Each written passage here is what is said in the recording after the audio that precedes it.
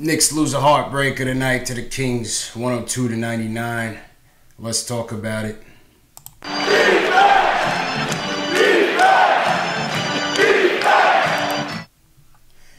Knicks Fan TV, what's going on, Knicks Nation? It's your boy CP, the NY Fanatic, one half of Post Game Live. If this is your first time tuning in, if you're watching on YouTube, make sure to hit that subscribe button. If you're following on Twitter, Facebook, Instagram, make sure you hit that follow so you don't miss a beat.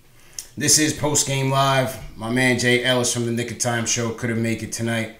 So it's just me solo, man. I'm going to just give my reaction to the game tonight, a couple thoughts. Won't be too long. Knicks are going nowhere anyway, so I don't want to give them too much of my time. But, you know, let's talk about it. If y'all want to call in, react to the game, you know, talk about any of the topics that happened this week, this past weekend, this week, give me a call. Number is 516-900-2432. So let's get into this game reaction, man. The Knicks tank left L.A. after a loss to the Clippers, rolling into Sacramento. You knew it was, at this time of the year with the Knicks, it's like you want to see. You know, obviously the season's been a wash for a while. Obviously, since the KP injury went down, the enthusiasm has gone down. But you still want to see, we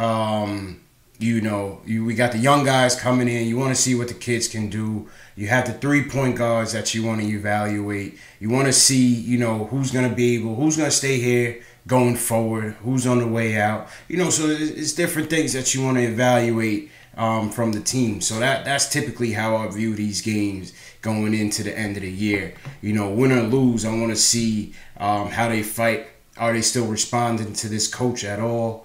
Who's going to step up? Things of that nature. So that's what I wanted to see tonight. Really, it just started off terribly, man. These were the two worst three-point shooters in three-point defensive teams in the league. And, that's pretty much how the game started. The Knicks could not guard the Kings off the three-point line. Let's look at the Kings stats tonight. Kings they shot 33 pointers tonight, made 13. The Knicks, they couldn't keep these guys off of the three-point line. The defense was atrocious. I thought they played quite uninspired basketball in the first half. I thought Moutier was way off on his jumper. He's looking just out of shape, out of whack.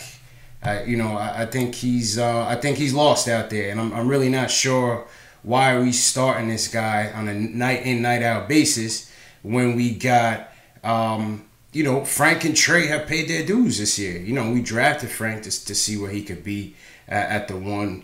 Trey was working his way up through the D-League. He paid his dues. So I think those guys right now deserve the playing time over Moutier. Well, let me know your thoughts on that. Ceremony, my man from Australia, what's going on? Checking in on the YouTube chat. But, second half, I thought we obviously cut it close. I thought Canner obviously had a good game. KO stepped it up. KO's been playing, been leading that second unit. I liked Frank's defense out there. I even liked his aggressiveness on the offensive end, even though he didn't make too many of his shots. So we were able to cut the lead down. We was down by as much as 18. We was able to cut the lead down, tie it up at the end. And, once again, the three-pointer was our Achilles heel. And this guy, Labissiere, made a miraculous shot. Won the game, 99-102. Knicks losing Sacktown, man. That's the tank continues, man. Let's go through these stats. See what was happening tonight. Let's go to these stats real quick.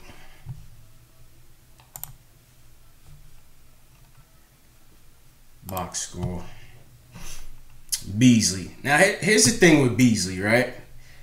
He comes out yesterday and he's talking about, he's airing out the coach. He's saying the coach isn't, drawing up enough plays to get these guys involved. There's not enough passing going around. It's a lot of selfish play. But yet you come out and 5 turnovers. Uninspired basketball, mentally checked out. Beasley tonight finished with 6 points, 6 rebounds, 2 dimes, 3 for 9 field goal range with 5 turnovers. And, my thing is, if you're going to talk, lead by example. The thing with Beasley is that his defense is leaves a lot to be desired. And, if you're going to call the team out, you got to step it up on the defensive end, man. There's just no excuse. You got to step it up on the defensive end, for sure. But, he wasn't there. There was a lot of lapses out there. You could see the coach was visibly upset. And, we just need better effort. Beasley's the guy. Like I was arguing with Jay Ellis at the Knick of Time show on our first episode yesterday, or Saturday rather. And, we was arguing about, Beasley's longevity with this team. And I just said, he's a guy that you just can't trust on a night in, night out basis. You just don't know what you're going to get from him. And, for a player like that, I don't know in terms of bringing him back. Clearly he hasn't been the same. He had some good play for us earlier this year, but he hasn't been the same. And since about the All-Star break, and his play is certainly tailored off. You know what I'm saying? And I think, it could be some physical ailments, could be some mental ailments. I really don't know, but it's something to be considered. It's something to consider if you're gonna bring a guy like that back on the team. Let's go to Timmy Hardaway Jr. 24 points, 4 rebounds tonight. I thought Timmy had a good game. Shot damn near 50% from the field. I thought Timmy played well. From 1 to 10, I give Timmy a 7 tonight. I thought he played well. Cannon. Let's go to Cannon. 16 and 14 for Cannon. His usual double-double tonight. I thought Cannon played well as well. He was certainly aggressive out there. You know what you're going to get from Cannon, man. That's a no-brainer. That's definitely a no-brainer. Moutier, atrocious. No points, 3 dimes, -6 on the night. Yo, Moutier's jumper is dry. It ain't wet. That shit is dry, man. Moutier's jumper is atrocious, man. Like I said, I don't understand. If the coach is talking about this guy is out of shape, he needs to work on his jumper, this, that, and the third, then why are we giving this guy the starting job over Trey Burke or over Frank? I mean, to me, it's pointless. To me, I don't understand. Listen, I'm not an NBA expert. I'm just a Knicks fan talking Knicks.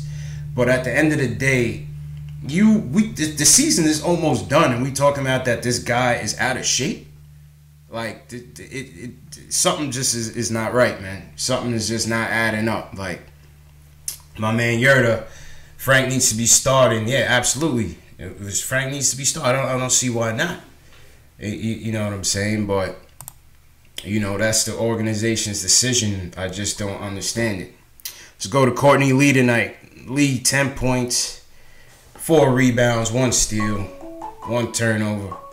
Who we got on the line, man? We got somebody calling in. Hold on.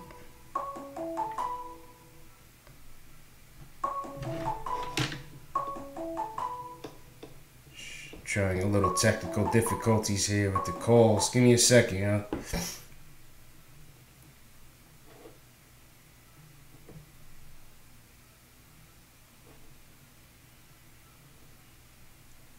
I'm about to call him right now.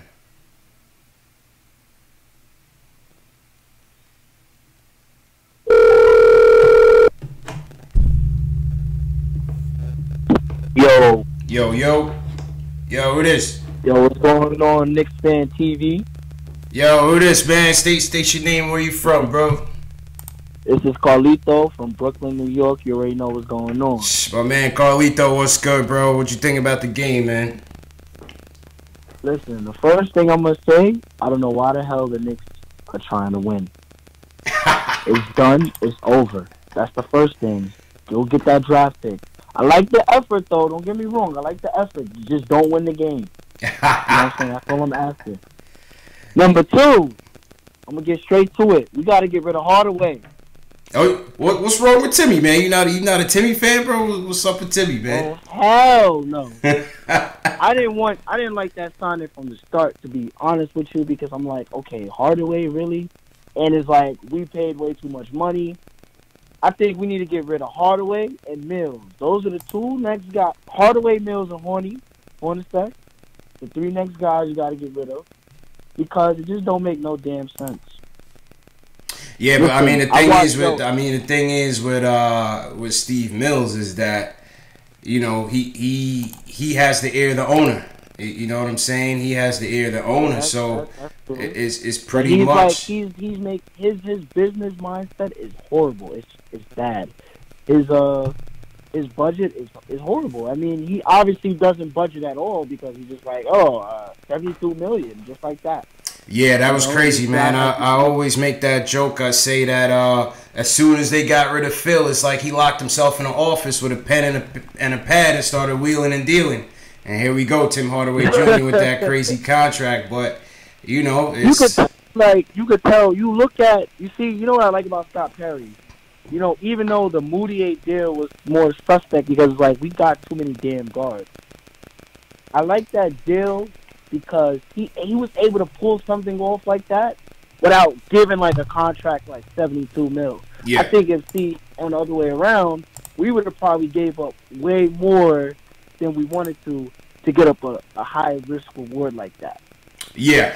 I think give credit to him. Even though I'm not really impressed with Moutier so far, it was a low risk move. I don't think McDermott really wasn't playing up to his potential. And I don't think he really had a future here anyway. So to be able to pull Moutier out the bag in that type of trade, where it's just a even swap, go ahead and roll the dice. So I give Perry a lot of credit on that. Even though I'm just not sold on Moutier right now. Yeah. And I think I feel you, me either. But the way I look at it is that, listen, if they let these guys keep playing, you know what I'm saying? They just gotta let these guys keep playing. They let them play this year, work on the game off season, let them come in here and play next season. We'll start to see the progression. I mean, his numbers don't look that bad for not really getting any playing time in Denver. Yeah, but why is he starting though? That's my point. Like, why is he starting if the coach is roasting him? They talk about he's not in shape. You know what I'm saying? His jumper is terrible. You think Frank's jumper is every time Moutier shoots.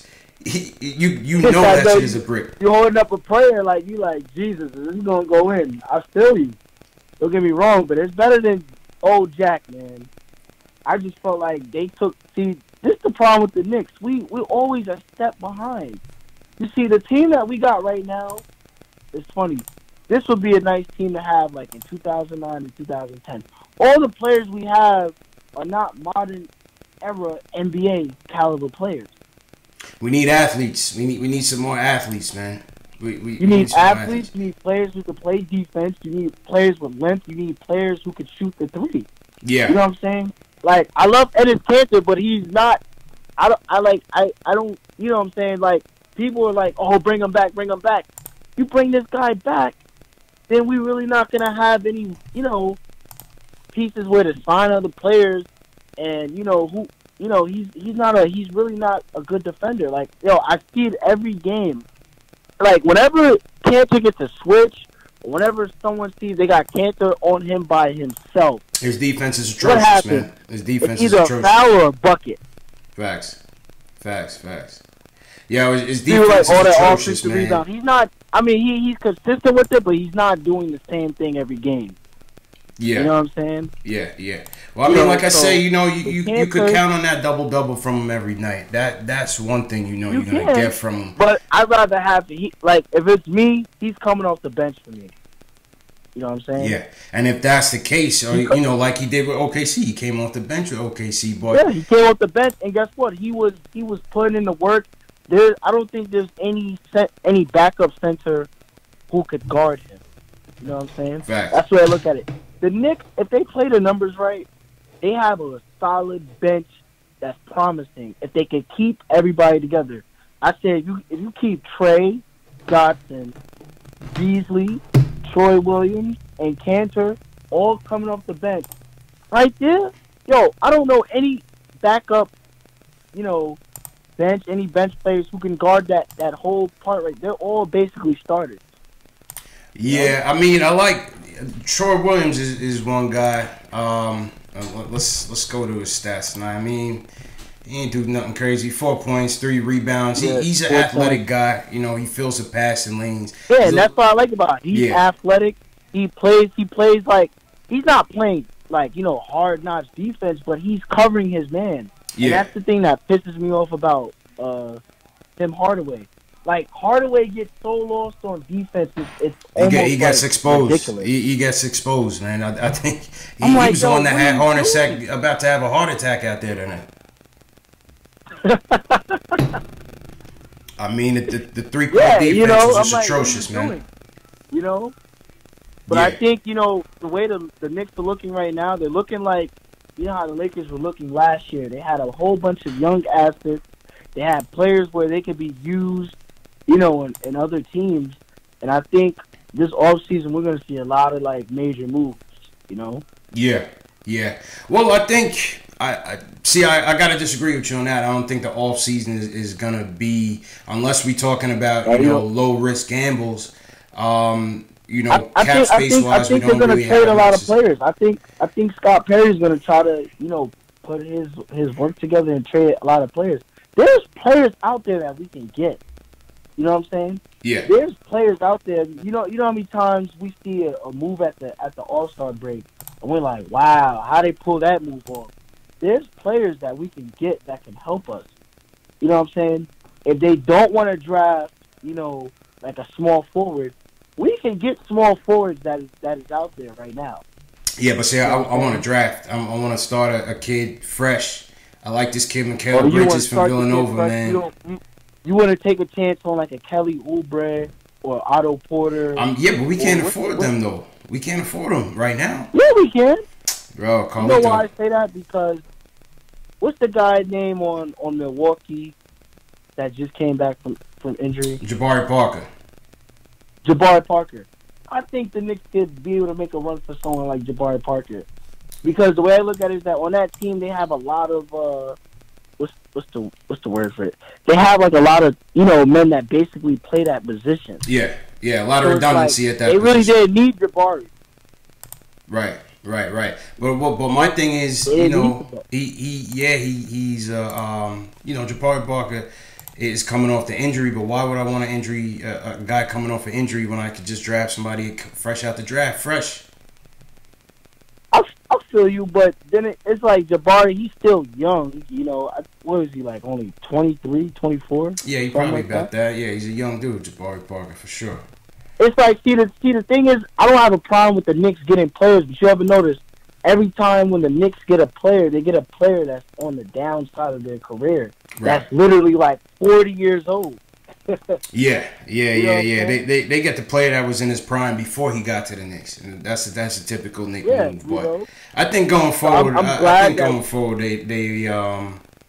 they're gonna keep trying to get youth, low risk moves until they could get to some cap flexibility by 2019, 2020.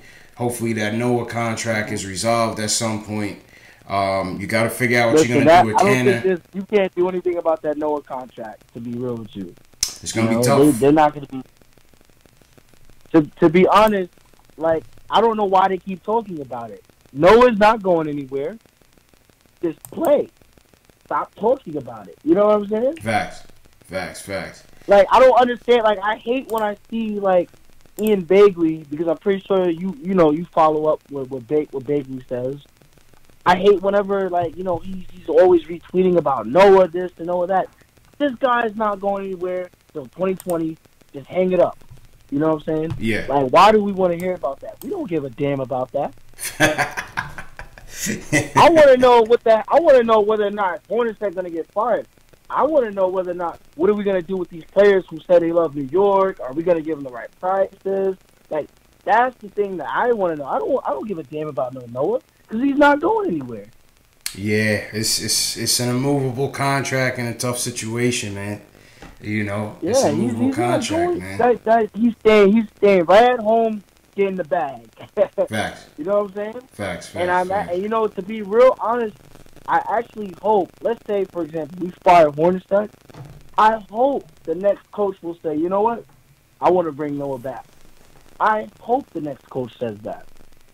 Yo, Because I mean, to be real, so I think Noah. yeah, go ahead. Say what you gonna say.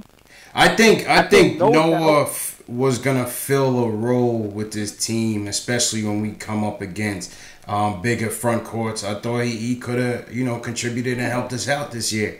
I think Listen. his whole thing was that the coaches had promised him some playing time, and even in that Golden State game, I saw it when they brought him in. They was getting watched by like 20 something. You know what I'm saying? They you brought gonna bring Noah him in in with wide like 3 time. minutes That's left in the disrespectful. fourth. That shit was kind of disrespectful, That's even though disrespectful. yeah. Yep. I can see, and Noah's a New Yorker, so you know how we think, like. Yeah.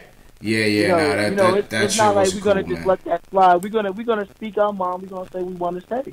Facts. And the thing about Noah is like, if Noah look, see, well, Hornacek. This is the thing that really pissed me off because Hornacek was doing all these damn experiments, right? He was doing all these damn experiments at the beginning of the year. I don't understand why the hell you didn't start the man for a couple of games to say, let's see how this works out when we start Noah for a couple of games. Is he going to play defense? You get what I'm saying? Yeah. And then you could have said to yourself, whoa, this is working out, just like what you did with Jared Jack. Before, you didn't have Jared Jack starting. It was Sessions. It was bum Sessions. Yeah, that's a fact, man. I mean, this coaching rotations have been all over the place, man. We were losing. We lost 3 games in a row. Then he brought in Jared Jack, and Jared Jack, he switched the momentum of the offense. I think he should have did the same thing with Noah, at least. Because Noah, like, not saying that he's obligated to start. Everyone's position can be taken any day of the week. But Noah was a starter. Yeah, I mean that's true, but he lost it too, right? I mean, at the end of the day, I think the coach went with. Well, yeah, I mean the injuries was one thing. The 20-game suspension for the steroids was another thing. But I also think that I thought all the guys outplayed him. When Cannon came in, he moved guys down. Willie got shipped out of here, and I think KO. Stepped up. I think KO has really played himself into getting a raise from this team. He wants to stay here. He's from here, and I think KO. How do you feel about KO? He's growing on me. He's definitely grown on me a lot this year, and I think you like him. Yeah, I like KO, and I think he's a guy that's earned his way to another. Like come off the bench, play that role. Get them rebounds and blocks, make those those sharp passes. He's a good passer, man, and KO plays hard. Yeah, that is true. KO plays hard. I think he's turning into a leader on this team. I like KO, but sometimes I ain't gonna lie. You know what I'm saying? I'm gonna call him out too. Sometimes he fouls a lot and he does that stupid moving screen. Yeah. He's not a perfect player. Don't get me wrong, but I feel like for the price. If we can get him at the price, then why not? Yeah, if you can get him at a good price, I mean, he's making $4 million this year. A raise for him. That's the only thing he's been making. That's it. That's it. When Phil got him in here, he was only making. They signed him to that deal. It was only about $4 million. So I think you give him a raise and you have him as that big off the bench. I think KO fills a good role. And another thing is that I realize, I'm starting to think about it. When a team is winning, like everybody plays just a little bit better. You know what I'm saying? Yeah. But when a team is losing, it's like there's no motivation to really go out there. So that's what we're really seeing right now. Because listen, at the beginning of the season, KO was like dominating. You know what I'm saying? Yeah. He was, and I think, like you say, I think the losing has probably gotten to this team a little bit. I'm sure it's hard to get up for these type of games, especially these West Coast trips. But, I mean, at the end of the day, that's what you get paid to do. And for a lot of these guys, it's the NBA. It's NBA, but also for a lot of these guys, a lot of these guys is playing for their futures. So, for some, like a Courtney Lee, you could sit back and relax. You already got your bag. But, for KO, for Canna, for Beasley, for Trey Burke, down on Troy Williams. These Mm-hmm. guys need to play hungry every night. These guys need to play hungry every With night. me, with someone like Courtney Lee, you know what I'm saying? I will always keep Lee around. That's the guy I will always keep around. But then again, if you could get something very good for Lee, Yeah. I would trade that too. I think he's your most tradable asset, and I think they should look to move him in the off season if they could get something for him. I thought Lee has been the best investment that we've had in the last 2 years. Obviously, Yeah, that was the best investment. It was the best investment. You know what I'm saying? And given the salary ranges that guys were getting, that was it's been a while since the Knicks actually won a free agency deal and gotten the most out of it. And I think they did with Courtney Lee. You can say that again. Yeah, I mean they did with Courtney Lee. They try to build this fake super team with Derrick Rose and all of that, and that's when you bring in a Courtney Lee to try to round out the team. But the direction that the team is going in now, Courtney Lee, you don't really need him at this point. Yeah, you really don't. We're not on the cusp of doing anything. Let him go to a team that's on the cusp trying to win and provide that veteran experience to a playoff bound team. We have a Dotson, you know what I'm saying? Yeah, we got Dotson, but he didn't even play tonight. I know. I'm just saying, like, we have Dotson. That's promising. Every time he plays, he gets more and more comfortable. You start to see that. Yeah, Dotson. And it was funny. They had that trade rumor with Dotson last night, which I thought was crazy. It's probably his agent putting it out there to see if anybody wanted. I don't know why. And then they're talking about we're gonna get another guard. What's that guy name? Sexton, Colin or something. Oh, Colin Sexton. Yeah. Yeah. Yeah. Like, why? What are they talking about? Like, we have probably 10 guards right now. We need to let the guard experiment settle down for a little bit. Right now we just got too many guys right now. Evaluate these guys over the next few years.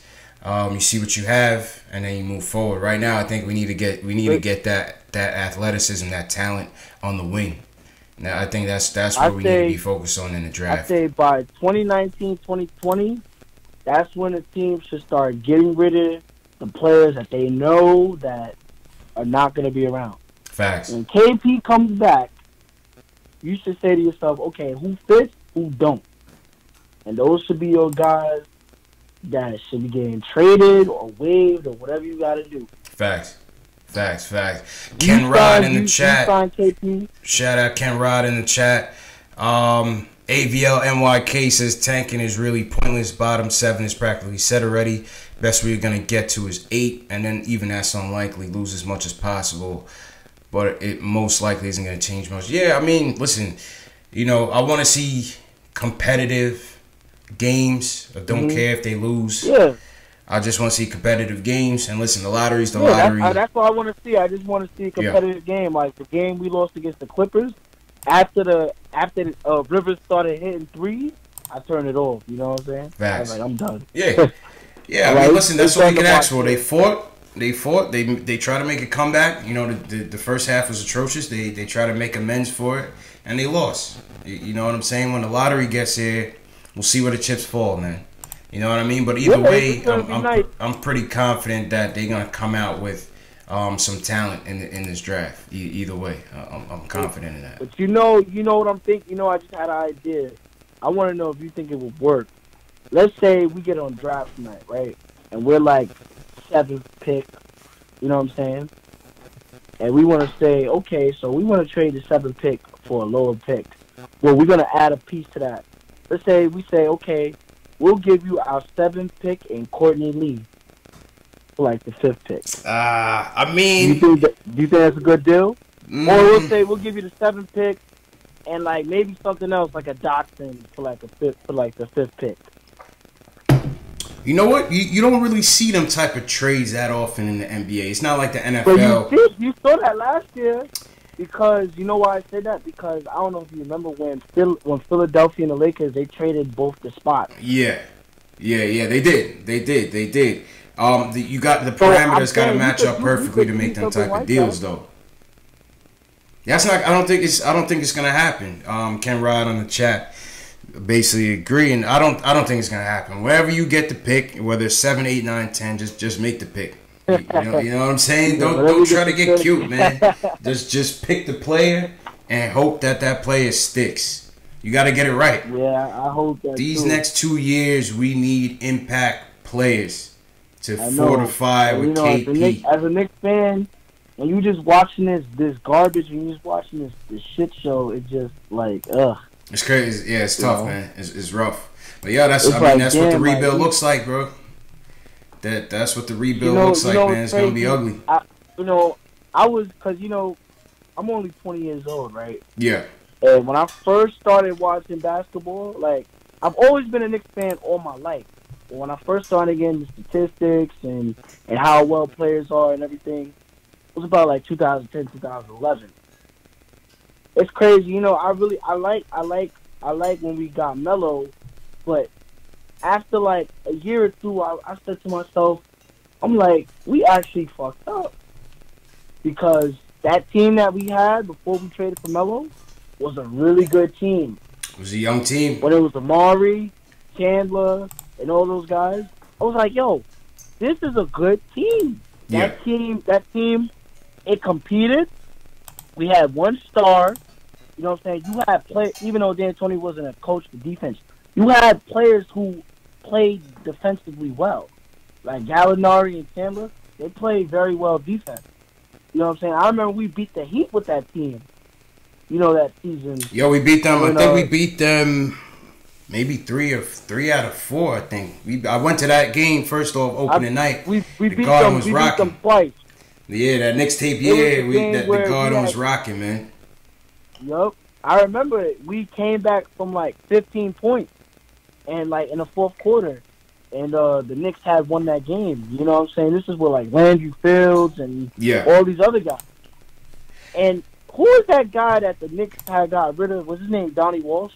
Donnie Walsh. Donnie Walsh was the he pulled the trigger on that Melo trade, and that was it. After that, he was out of there. But I like Donnie Walsh. I think Donnie Walsh was while he was with the Knicks for a little bit. I liked him, so I don't know why.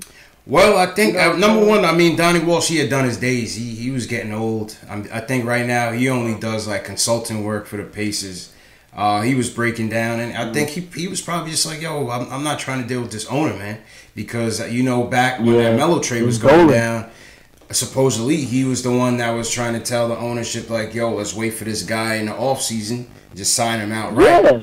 And, you imagine how that would have turned out, man. You imagine if we would have waited to get Melo in the offseason, and we would have kept that team, we would have been competing, man. Yo, mismanagement like that sets your team back. Mismanagement like that sets your team back for years, and we still trying to recover.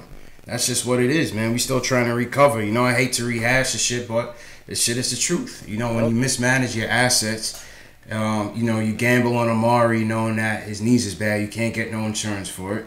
You competing against yourself to give him a max contract.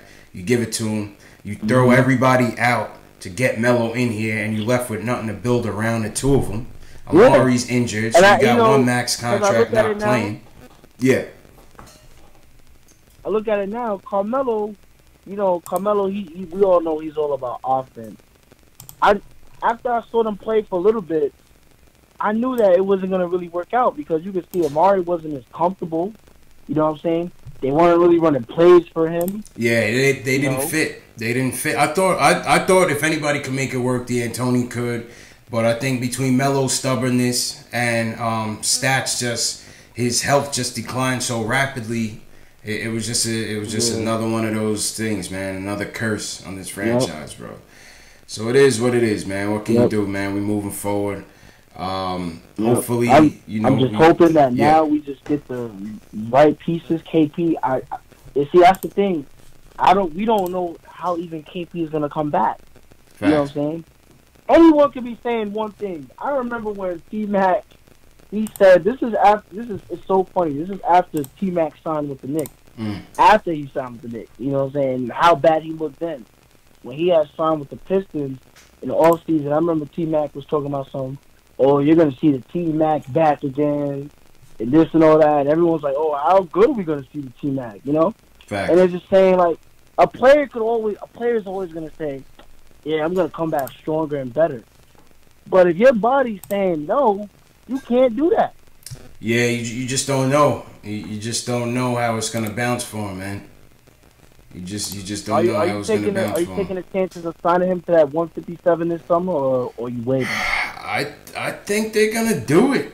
I think I think you can't ruffle the feathers with this relationship with this kid if you want him to stick around. I think this is going to be the next big question mark. We're going to give him all that money, and how is he going to respond back to the ACL injury? Yeah, what you saying? I said it's just going to be the next question mark with this team, man. It's going to be when you give him this money. You know, is it gonna be one of those situations where he don't play for 3/4 of a season?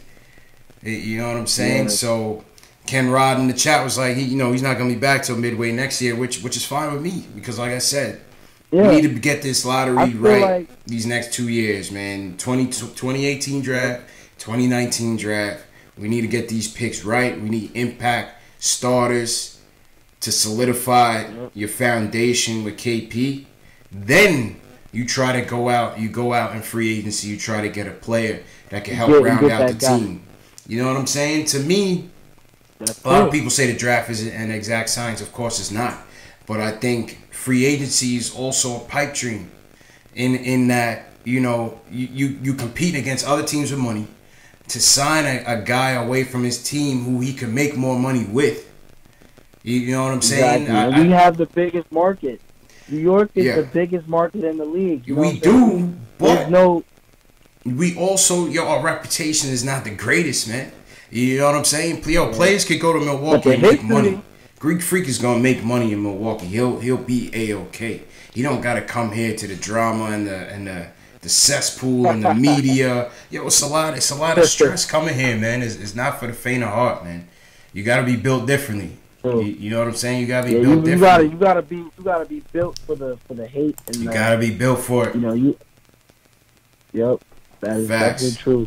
I say with KP, you wait. You don't sign him this summer because it could be one of those Allen Houston situations. Yeah, it very well could be, but I think that's the chance you're gonna have to take, man. That's the chance you're gonna have to take. Because but then if he don't get paid, then you know what that means. He'll say to himself, "Well, because I'm gonna tell you like this, right? Teams obviously they know Porzingis is nice, but they're not gonna pick him up right off the box because they saw what he did. They're gonna see what he did, what he's gonna do after the injury. So if you give the guy his money, right? I see this happen a lot of times in the league where somebody gets paid a lot. Before, like, when they were playing well, they get paid a lot. And then guess what happens? They don't, the level of play does not. The money weighs them down. That's how it goes, especially in New York, man. As soon as you get that bag of money, that shit tie you down, man. That's why I don't want to pay Beasley. Like Chandler Parsons. Oh, Chandler Parsons. Forget about it. You see the deal that he got? And you see how he's playing? Chandler Parsons got a mega deal, bro. He's not playing nowhere up to that pay. It's like he got the bag and he's smiling like, I got the bag. Facts. You know what I'm saying? What am I really worried about? Facts. And that's the thing that I'm worried about. I'd rather have KP sort of stay to him, have a chip on his shoulder to say, you know what? I'm still this type of player. I could go out there. I'm better than what I was last time. And you're going to want me to come back. You get what I'm saying? Facts. That's what I'd rather him do. Yeah. Well, we're going to see, man. We'll see, man. We'll see, man. But, yo, Carlito, man, appreciate the call, man. I'm going to wrap up the live stream. Me and my man Jay Ellis going to be back Tuesday night. I think we are... Where we at on Tuesday? We are... Give me a second. I think we have... Trailblazers. We in Portland on Tuesday. The Trailblazers. Yeah. I hope we lose that, too. Keep losing, being competitive. Yo, listen, facts. Like, what are you trying to win games for? You know what I'm saying? That one game, I would have said maybe 2 games ago, let's say if the Knicks had beat I forgot what team we were playing, and we were playing very well too. I think it was the Celtics, and no, we had beat the Magic, right? And then we played very good against the Celtics. You know what I'm saying? We didn't do the best, but we played very good. And remember when Trigger was saying, "Oh, I don't know why teams think that we're just gonna back down." You know, if we had went on a streak, like if the Knicks had beat the Magic, then beat the Celtics, then came around and beat the next team after that. If the Knicks had went on a streak, I would say, you know what? Hey, it might be a reason why we keep winning games. We might be able to make that push. Thanks. You know? But I'm looking at it right now. Just sit down. Relax. Yo, you can't tell players to tank, man. Players don't tank, man. They either good enough. I say this all the time. You're not planning to lose. You're either good enough to win or good enough to bad enough to lose. Right? What you say? Because they're guilty. They're guilty because players don't want to think because players know that their spot is going to be given. They're going to lose that spot. Yo, it's a dog-eat-dog world, man. These dudes is trying to win out here, man. These dudes is trying to win. That's why they don't want to think. Facts. That's why you see, yo, it's funny. Cantor, Cantor is now making sure he's getting that double.